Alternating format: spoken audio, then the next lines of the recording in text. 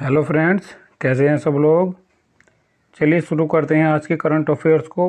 बिना समय गवाए हम अपना रोज़ की तरह अपने करंट अफेयर्स को शुरू करते हैं, जो कि हमारा 11 अगस्त 2021 का है। चलिए शुरू करते हैं। पहले वन लाइनर पढ़ेंगे, उसके बाद हम डिटेल में पढ़ेंगे।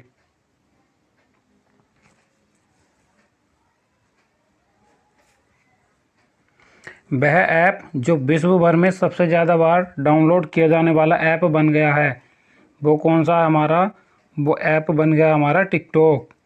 ये टिकटॉक जो हमारा विश्व में सबसे ज़्यादा डाउनलोड किया जाने वाला ऐप है।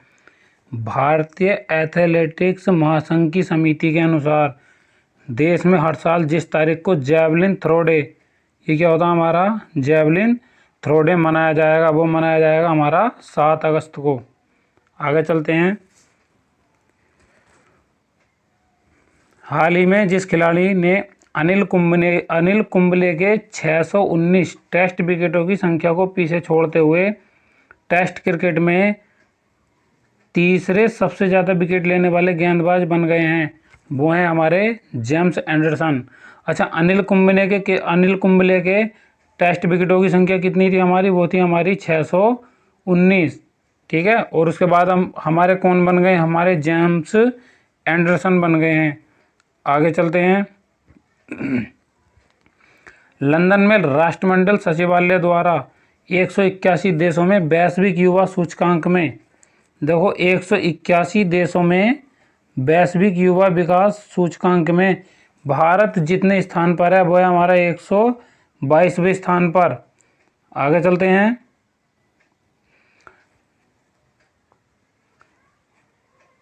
येस बैंक ने जिसे अपना नया मुख्य सूचना अधिकारी यानी CIO, ठीक है, क्या होता है हमारा नया मुख्य सूचना अधिकारी? मुख्य सूचना अधिकारी को क्या बोलते हैं? CIO। एक होता है हमारा CEO, क्या होता है हमारा? CEO। ये होता है हमारा मुख्य कार्यकारी अधिकारी, मुख्य कार्यकारी अधिकारी।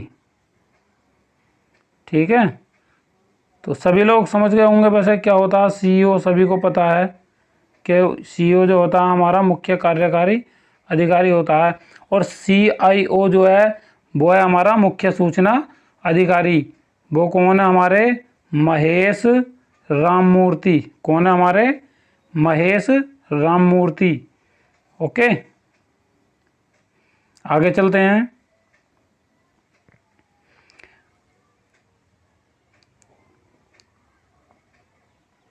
भारतीय वायुसेना ने जिस जगह दुनिया का सबसे ऊंचा मोबाइल ट्रैफिक कंट्रोल टावर का निर्माण किया है वो है हमारा लद्दाख।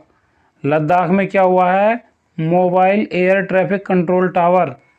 ठीक है, तो इसका निर्माण कहाँ पर किया गया? ये किया गया हमारा लद्दाख में। जिस दिग्गज फुटबॉलर ने फ्रांसीसी क्लब पेरिस सेंट जर्मेन यानी PSG के 2 साल का कॉन्ट्रैक्ट साइन कर लिया है, वो क्या हमारे? लियोनेल मेसी ने। भारतीय कुश्ती महासंघ WFI, ठीक है, जब कभी WFI लिखा हुआ आ जाए तो उसका मतलब है हमारा भारतीय कुश्ती महासंघ ने टोक्यो ओलंपिक के दौरान अनुशासनहीनता के चलते जिस पहलवान को सस्पेंड कर दिया गया है, तो वो कौन से पहलवान को सस्पेंड किया है? वो क्या है हमारे? विनेश फोगाट को। ठीक है, जो महिला पहलवान है हमारी विनेश फोगाट, उसे जो है भारतीय कुश्ती महासंघ यानी WFI ने अनुशासनहीनता के चलते इसको क्या कर दिया है हमारा? सस्पेंड कर दिया गया है। ठीक है, अब आगे चलते हैं, देखते हैं, कुछ डिटेल में पढ़ेंगे। देखो ये हमारी लोकसभा दी गई है, अब इसके बारे में जानते हैं क्या है। राज्यसभा ने चर्चा के बाद लौटाया कराधान कानून संशोधन विधेयक। भारत की राज्यसभा ने, सॉरी वो लोकसभा नहीं राज्यसभा थी, भारत की राज्यसभा ने 9 अगस्त 2021 को संक्षिप्त चर्चा के बाद, ठीक है, कराधान कानून संशोधन विधेयक 2021 को वापस लौटा दिया है। इस कराधान कानून संशोधन विधेयक टैक्सेस लॉज अमेंडमेंट बिल 2021 के माध्यम से भारतीय संपत्ति के प्रत्यक्ष हस्तांतरण पर कर लगाने के लिए वर्ष 2012 के पूर्वव्यापी कर कानून के तहत की गई कर मांगों को वापस लेने का प्रयास किया गया है। कांग्रेस टीएमसी यानी तृणमूल कांग्रेस और दुर्मुख और वाम दलों सहित विपक्ष ने इस दौरान वॉकआउट किया था। कराधान कानून संशोधन विधेयक 2021 में आयकर अधिनियम 1961 और वित्त अधिनियम 2012 में संशोधन करने और विवादास्पद पूर्वव्यापी कर मांग प्रावधान को वापस लेने का प्रयास किया गया है।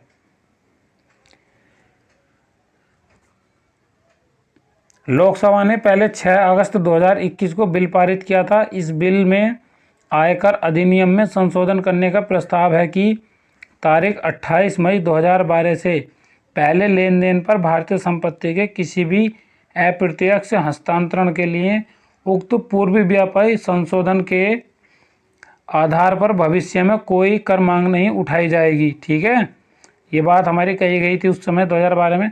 तो अब 28 मई 2012 को इस वित्त अधिनियम 28 मई 2012 को इस वित्त अधिनियम 2012 को राष्ट्रपति की सहमति प्राप्त हुई थी। किसकी सहमति प्राप्त हुई थी? राष्ट्रपति की। कराधान कानून संशोधन विधेयक 2021 भारतीय संपत्तियों के अप्रत्यक्ष हस्तांतरण पर कर लगाने के लिए वर्ष 2012 के पूर्वव्यापी कानून के तहत की गई कर मांगों को वापस लेने का प्रयास करता है।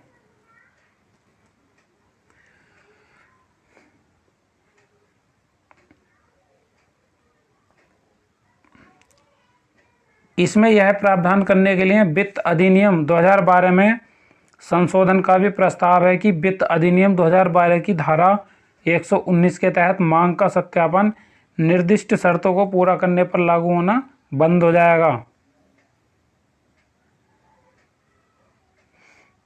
आगे देखते हैं कुछ विस्तार से। देखो, ये चित्र हमारा आग का है, कहीं पर आग लगी हुई है। अब जानते हैं कि कहाँ पर आग लगी हुई है, इसके बारे में आगे देखते हैं।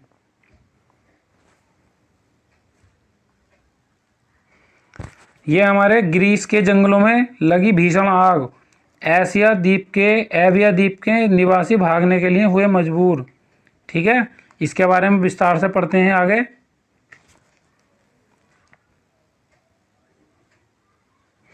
ये हमारा ग्रीस के जंगलों में लगी भीषण आग। ग्रीस के एविया द्वीप, देखो ये क्या होता है हमारा एविया, एक क्या है? द्वीप है। क्या है हमारा? एविया। और कहाँ पे है ये हमारा? ग्रीस में। तो ग्रीस के एविया द्वीप में लगी घातक जंगल की आग का प्रकोप जारी है, जिससे इस द्वीप के निवासी समुद्र के रास्ते सुरक्षित स्थानों के लिए पलायन कर रहे हैं। इस द्वीप से 2000 से अधिक लोगों को निकाला गया है और बुजुर्ग निवासियों को नावों के जरिए लाया गया है। स्थानीय अधिकारियों के अनुसार एविया द्वीप के कुछ हिस्सों को नष्ट करने वाली इस आग से लड़ने के लिए उन्हें अभी तक और अधिक सहायता की आवश्यकता है। ग्रीस और उसका पड़ोसी देश तुर्की अब लगभग 2 सप्ताह से विनाशकारी धमाकों से जूझ रहे हैं, क्योंकि यह क्षेत्र पिछले कई दशकों से भीषण गर्मी का सामना कर रहा है। ग्रीस में तापमान 45 डिग्री सेंटीग्रेड यानी 113 फ़ारेनहाइट तक बढ़ गया है। ठीक है, हाल ही के दिनों में ग्रीस के कई जंगलों में आग लगी हुई है। कहा जाता है कि एथेंस के उत्तरी उपनगर में लगी आग थम गई है। गर्मी की लहरें जैसे कि ग्रीस और तुर्की में इन दिनों देखी गई हैं, मानव प्रेरित जलवायु के कारण बहुत अधिक और अधिक चरम होती जा रही हैं, और इनके बाद का शुष्क गर्म मौसम जंगल में लगने वाली आग को भड़काने के पीछे काफ़ी बड़ा कारण हो सकता है। एशिया जो एथेंस के उत्तर पूर्व में एक बड़ा द्वीप है, 2 आग के मोर्चों का सामना कर रहा है। इस आग ने यहाँ की हजारों हेक्टेयर भूमि को नष्ट कर दिया है और इसके साथ ही कई व्यवसायों के घरों को भी नष्ट कर दिया है। देखो, इसके बाद देखते हैं ये अधिकारी क्या कह रहे हैं, ये कौन कौन है, इसके बारे में हम बात करेंगे। अक्टूबर में भारत के पहले इंटरनेट गवर्नेंस फोरम का होगा शुभारंभ। अब देखो ये क्या है, इसको जानते हैं। इलेक्ट्रॉनिक्स और सूचना प्रौद्योगिकी मंत्रालय ने 9 अगस्त 2021 को यह सूचित किया है कि देश में 20 अक्टूबर 2021 से शुरू होने वाले 3 दिनों के लिए पहले इंटरनेट गवर्नेंस फोरम, क्या है हमारा इंटरनेट गवर्नेंस फोरम की मेजबानी भारत करेगा।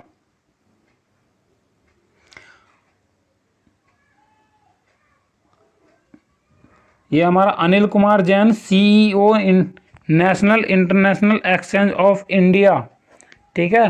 तो ये देखो इसके कुछ ये हैं, अनिल कुमार जैन, ये कौन है, CEO national internet exchange of India NIXI, electronics और सूचना प्रौद्योगिकी मंत्रालय और जो समन्वय समिति इंडिया इंटरनेट गवर्नेंस फोरम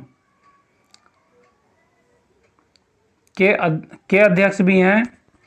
इन्होंने इलेक्ट्रॉनिक्स निकेतन नई दिल्ली में एक प्रेस कॉन्फ्रेंस के दौरान IIGF के शुभारंभ की घोषणा की है।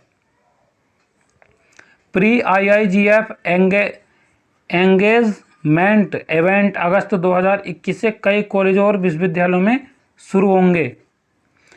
IIGF 2021 का थीम डिजिटल इंडिया के लिए समावेशी इंटरनेट।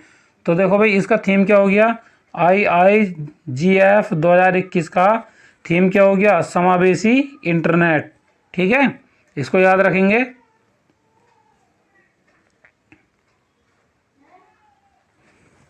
देखो इनको पहचानो कौन है, किसी का बचपन दिखाया गया है, इसको देखते हैं कौन है ये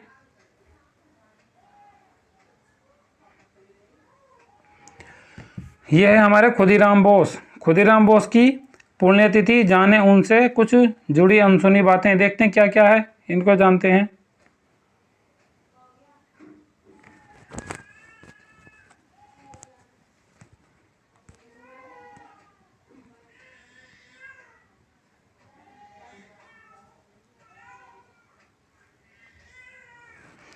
चलिए देखते हैं।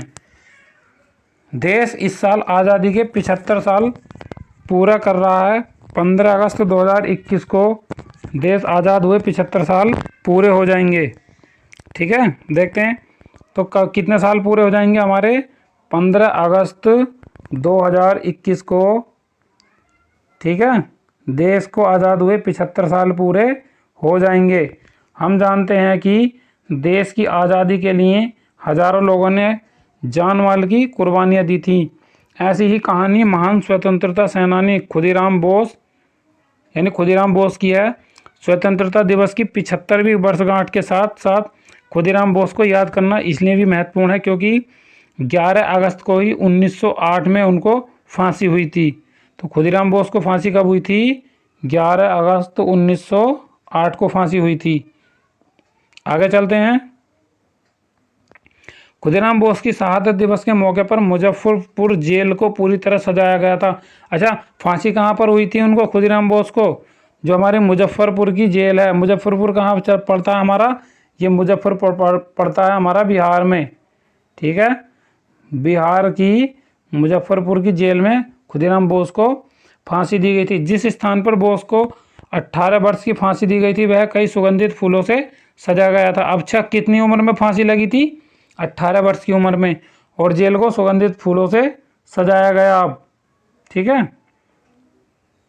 अधिकारियों ने उन्हें याद करते हुए श्रद्धांजलि अर्पित की। आगे चलते हैं। देखो ये कुछ रंगोली सी बनी हुई है, इसको देखो किस किस में प्रयोग होता है, ये देखकर बताएंगे। अच्छा, पहले सोचो कि किस चीज़ से संबंधित हो सकती है, देखो इसे ध्यान से। चलो आगे चलते हैं, देखते हैं क्या है ये हमारा तीज का त्यौहार के लिए जो हमारी पूजा सामग्री है वो दिखाई गई है। इसमें बात करते हैं तीज के बारे में थोड़ी सी।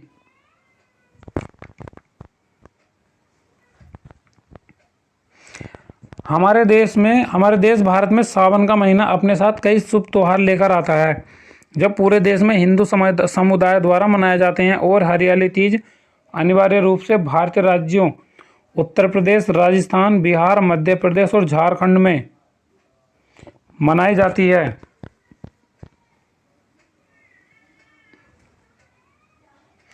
भारतीय संस्कृति में हरियाली तीज का खास महत्व है क्योंकि भगवान शिव और देवी पार्वती के मिलन का प्रतीक है और इस दिन विवाहित महिलाएं वैवाहिक सुख और खुशी के लिए देवी की पूजा और अर्चना करती हैं।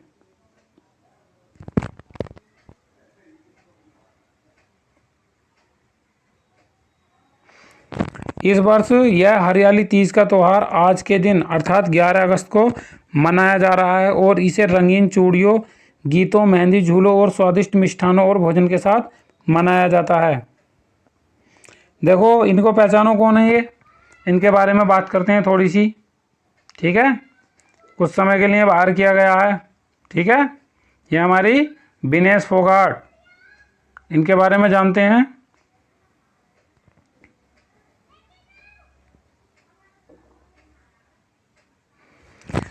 भारतीय कुश्ती महासंघ ने 10 अगस्त 2021 को, ठीक है, भारतीय कुश्ती महासंघ ने 10 अगस्त 2021 को अनुशासनहीनता से जुड़े एक मामले में विनेश फोगाट को अस्थायी रूप से निलंबित कर दिया है। कुश्ती महासंघ ने विनेश फोगाट को आगामी 16 अगस्त 2021 तक अपना पक्ष रखने को कहा है, जिसके बाद आगे की कार्रवाई की जाएगी। विनेश फोगाट को टोक्यो ओलंपिक के क्वार्टर फाइनल मुकाबले में बेलारूस की खिलाड़ियों के हाथों हार का सामना करना पड़ा था। ठीक है, कब करना पड़ा था? क्वार्टर फाइनल में। और कहाँ की खिलाड़ी थी हमारी? देखो क्वार्टर फाइनल में हार का सामना करना पड़ा था और बेलारूस की खिलाड़ी के हाथों। ठीक है, कुश्ती महासंघ ने 10 अगस्त को कहा कि उन्हें टोक्यो में अभियान के दौरान, ठीक है, अनुशासनहीनता के लिए अस्थायी रूप से निलंबित कर दिया। इसमें अनुशासनहीनता के 3 आरोप लगाए गए। ठीक है, उन्होंने अपने पास जो भी है उन्होंने 3 आरोप लगाए थे। पता चल जाएगी कि कौन कौन से आरोप थे। आगे चलते हैं। देखो ये क्या है, इसको देखते हैं पहले, ठीक से फोटो देख लो। ये क्या है? ये होती है हमारी चमगादड़। देखो क्या है, देखते हैं, आगे पढ़ते हैं। गिनी में मिला कोरोना व इबोला की तरह घातक मारबर्ग वायरस, जाने इसके लक्षण। अब देखो क्या है, एक नया वायरस और आ गया हमारा, मारबर्ग वायरस। ठीक है, देखो इसके बारे में क्या है। जो मारबर्ग कोविड-19 के बीच एक और घातक वायरस ने दस्तक दे दी है। विश्व स्वास्थ्य संगठन WHO ने 9 अगस्त 2021 को बताया कि पश्चिमी अफ्रीका के गिनी गणराज्य में, कहाँ पर? सबसे पहले कहाँ पता लगा हमारा? पश्चिमी अफ्रीका के गिनी गणराज्य में इबोला, ठीक है, पहले एक इबोला वायरस था, तो इबोला जैसा जानलेवा और घातक मारबर्ग वायरस, कौन सा वायरस? मारबर्ग वायरस पहली बार मिला है। विश्व स्वास्थ्य संगठन WHO के अनुसार गिनी के, कहाँ पर? गिनी के दक्षिण क्षेत्र गेकेगू में, क्या है हमारा? गेकेगू में 2 अगस्त 2021 को एक मरीज की मौत के बाद सैंपल की जांच में इस वायरस की पुष्टि हुई है। कोरोना वायरस लगातार अपने वेरिएंट में वृद्धि कर रहा है, जो दुनिया के लिए चिंता का विषय बना हुआ है।